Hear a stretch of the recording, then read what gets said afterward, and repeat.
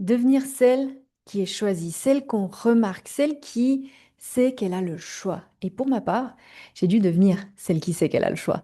Parce qu'avant, j'étais plutôt timide. J'attendais que les hommes viennent me parler, ce qui honnêtement m'arrivait jamais. Et je me disais, j'ai de la chance si cet homme-là me choisisse.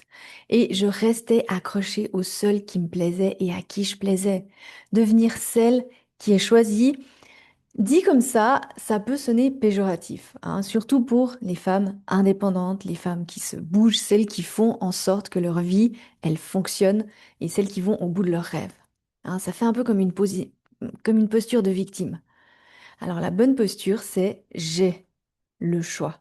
Je n'espère pas qu'il me choisisse. Parce que ce qui se passe, c'est que du moment qu'on en rencontre un homme qui nous plaît, on va se mettre dans cette posture de est-ce qu'il va me choisir? Mais non, on veut plutôt se dire je sais que ce soit lui ou un autre, je le choisirai et il me choisira.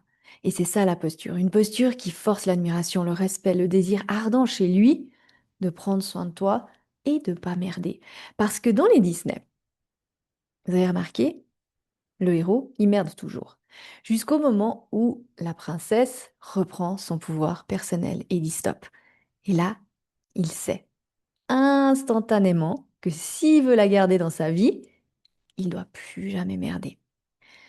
On doit avoir cette légère tension dans le couple qui, au final, n'en est pas vraiment une, mais plutôt une sorte de je sais que je ne peux pas faire n'importe quoi parce que il ou elle ne sera pas OK avec ça, parce qu'il ou elle se respecte trop. Sans ça, tôt ou tard, tu te fais marcher dessus comme un paillasson. Si tu es en couple et que te retrouves à devoir toujours poser tes limites, lui expliquer quoi faire, comment faire, bref, t'es avec un homme enfant, un homme fuyant qui prend pas ses responsabilités, tu es passé en mode suradaptation. Et en fait, tu crois que non, parce qu'il reste. Et tu crois qu'il y a une forme d'engagement. Oui, il y a une forme d'engagement, mais quelque chose dit, il ne me choisit pas pleinement, il n'est pas présent pleinement. Et cette forme de j'ai l'impression que oui, c'est une illusion, parce que personne n'est vraiment 100% heureux dans cette dynamique-là. Tu veux cette posture de confiance, ce sweet spot, hein. Sans cette base, c'est mort. Tu vas de toute façon te suradapter un jour ou l'autre. Et grâce à cette base, cette posture, tu es celle qui est choisie jour après jour. Et là, je sais ce que vous vous dites, parce que je l'entends beaucoup, mais pourquoi? Pourquoi c'est encore à nous de changer? Et la réponse, elle est très simple. Parce que c'est toi qui as décidé de changer à la base, de devenir gentil, d'accepter des choses que tu ne voulais pas accepter, de dire oui à tout, d'accepter n'importe quel compromis et n'importe quel comportement. Et en vrai, on ne doit pas changer, mais redevenir celle que l'on est censé être quand on est confiante, quand on est dans sa puissance personnelle, avec une estime de soi à 100%. Et pour ça, pose-toi cette question. Qui serais-tu si tu arrêtais d'avoir peur qu'il parte? Qui serais-tu si tu arrêtais d'hésiter sur ta valeur? Donc, finalement, la colère de je dois encore changer vient plutôt de punaise. J'ai déjà changé, je me suis adaptée pour rien, parce que là, je ne me sens ni aimée, ni choisie, ni respectée. Et c'est encore à moi de faire tout le boulot. Triple peine. Mais parce qu'on baisse nos standards personnels à la base, alors on doit bosser deux fois plus dur. Hein, comme quand on accepte tout dans un job, il faut cravacher ensuite pour retrouver confiance, amour-propre et respect. C'est dur de dire non lorsqu'on a constamment dit oui. Hein. Il n'est même plus question là d'énergie féminine ou masculine, mais d'être vraiment toi, celle qui est en couple complice, celle qui est droite dans ses bottes, celle qui agit avec élégance. Lorsque tu es celle qui sait, une conversation difficile ne l'est plus, tu sais exactement quoi dire. Les hommes géniaux tombent amoureux. Tu crées une dynamique familiale saine, une dynamique de couple saine, inspirante. Tu ne réagis pas à tes émotions avec impulsivité, mais tu sais les gérer.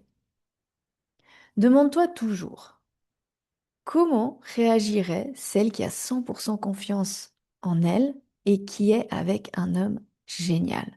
Comment elle réagirait dans la situation que toi tu vis maintenant? Quelle posture elle aurait? Et je t'invite même à mettre pause sur la vidéo et à te poser sincèrement ces questions. Parce que la clé n'est jamais dans ce qu'on doit faire, mais dans qui on est et qui on veut devenir. Est-ce que quand tout part en cacahuète, tu te mets en position fœtale et tu te laisses mourir? Ou tu accuses le coup et tu te relèves? Est-ce que quand tu fais des rencontres, tu abandonnes avant même d'y aller en te disant qu'il ne te plaira pas comme d'hab? Ou est-ce que tu sais que tu as remonté tes standards à un tel niveau qu'il va forcément te plaire? Est-ce que tu te dis que tous les hommes sont bien, que tous les hommes bien sont pris?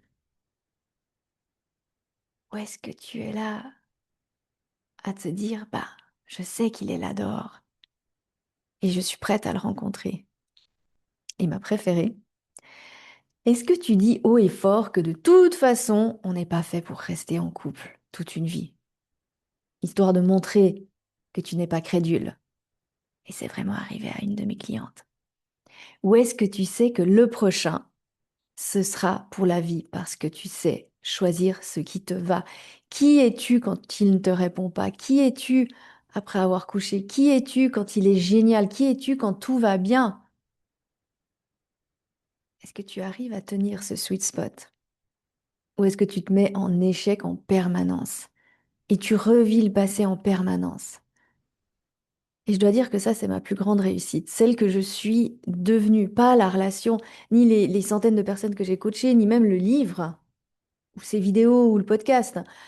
Ce dont je suis le plus fière, c'est d'être devenue celle qui, quoi qu'il arrive, sait que tout va bien aller, qu'elle va savoir rebondir, celle qui apprend de ses échecs, celle qui corrige, qui améliore, celle qui va au bout de ses rêves,